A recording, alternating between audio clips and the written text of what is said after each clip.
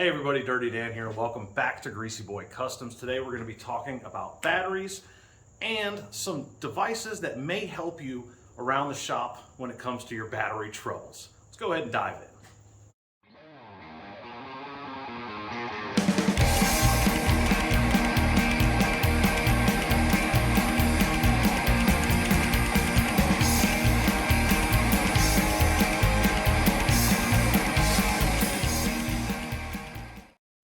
Before we get into talking about the tools associated with the batteries, we're going to talk about the batteries themselves. Now, in the automotive world, there are three common types of batteries that you're going to run across. The first of those is, like in front of me here, a wet or a lead acid battery. When you pick these up, it sounds like a cooler with half melted ice. That's because there's fluid floating around there. There's liquid. So these batteries, while they are the least expensive out of the options, they also have the shortest shelf life. They don't hold up to temperature changes as well. And vibration also is a big hazard with these. They don't like it too much. The next step up is an AGM or an absorbent glass matte battery. Now these have commonly been installed in new vehicles over the past several years and have become more and more popular as time goes on. While they are double the price, they do have a better shelf life and they hold up to temperature and vibration way better than a regular flooded battery.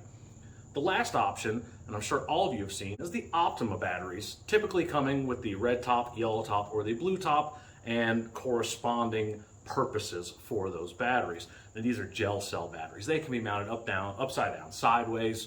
They hold up to pretty much anything you can throw at them. And a lot of guys who use boats and race cars or off-road applications, they love them, especially guys with stereos, that have several batteries. I've seen several setups where they run multiple Optima batteries. Let's start talking about the tools. First item on the list of our tools is going to be a jump box. While most of you probably don't have one of these at home, because in the past they were very expensive and not very helpful. A lot of times they wouldn't hold the charge for very long, or you could jump the battery once with them and they were dead or just not strong enough. Well, this is from NOCO, N-O-C-O, and this is a 2000 amp booster pack. This is a pretty cool setup. They have charging ports in the bottom as well as a USB port, so you can even charge your phone off of this thing. It also has a light on the front. There you go, and it has different modes. Pretty easy to use, obviously, black to ground, red to positive. Nice and lightweight. It does come with a standard charger. However, I do recommend paying the extra money for the fast charger. They also have set up to charge it in your vehicle. This is something small and compact enough that you can keep under the back seat or in the trunk of your car and might get you out of a pinch. I've started a F350 with a 7.3 diesel with 2 batteries with this, and I was super impressed. It didn't really struggle, and I use it all the time around here as well. I'll provide a link at the bottom where you can find this exact model or look at other models. The next item we're going to talk about is a little more common, and that's a charger. This one may not look like yours. This is one that was gifted to me by my friend Aaron a couple of years ago and has become super useful around the shop. It's got a nice hook to hang it up. This is a trickle charger. Typically trickle chargers are going to be 6 amps or less. Not a way to charge your battery quickly. But if you've got a battery that you don't need right now and you'd like to leave it on charge overnight so it's ready for you the next day, this is a great option. There are several brands out there. I think Shoemaker's probably the most popular one. And they also make different models where you can have larger ones that even have a boost setting to start vehicles. This is something that every shop should have in it. The last item we're going to talk about is a charging and battery system tester. Now this one I bought off Amazon a while back. It was, I think, less than $30. I'll provide a link for that at the bottom in the comments as well. This thing is pretty cool, pretty easy to use. So we're going to go ahead and hook it to this battery. I'm going to show you how it works. Before we get started checking this battery, we're going to look at some things. One of those things is to make sure your terminals are clean.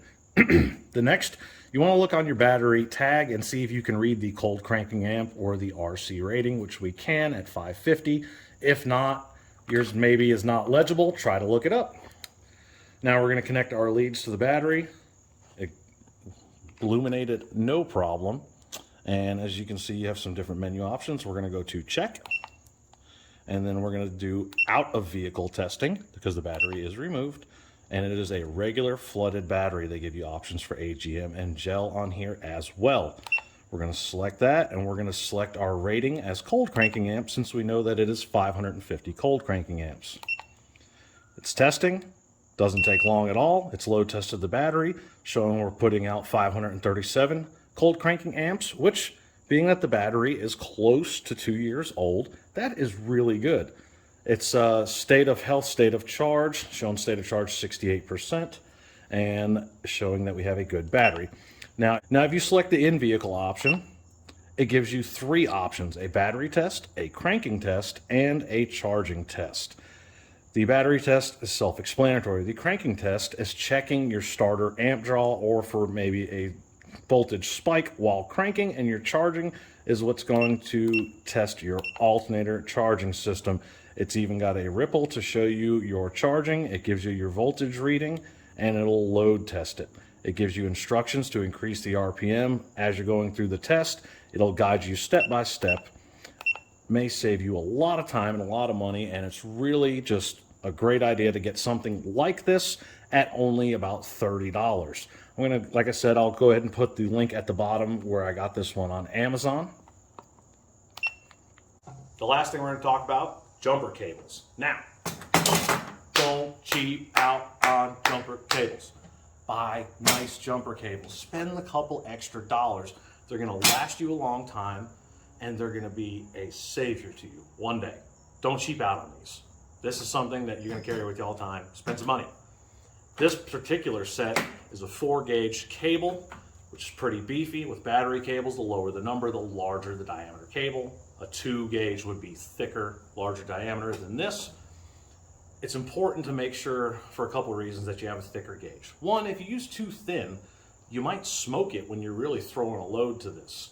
And the longer your cables are, the more of a voltage drop you're going to have when applying a load to it as well. Batteries are in weird places in cars these days. Sometimes they're in the trunk, sometimes they're under the hood, sometimes they're under the seat, sometimes they're in the wheel well. I've seen one that was in a center console. I don't remember what kind of car it was, but it was pretty dumb. So get ones that have a little bit of a length to them, 10, 15 feet, longer if you'd like. Get a quality cable with a good gauge to it, and have some kind of bag or something to keep them in, so they're not just banging around, getting tangled up, and getting crap thrown on top of them in your vehicle. I keep a set in all my vehicles, and I keep a set here in the shop as well.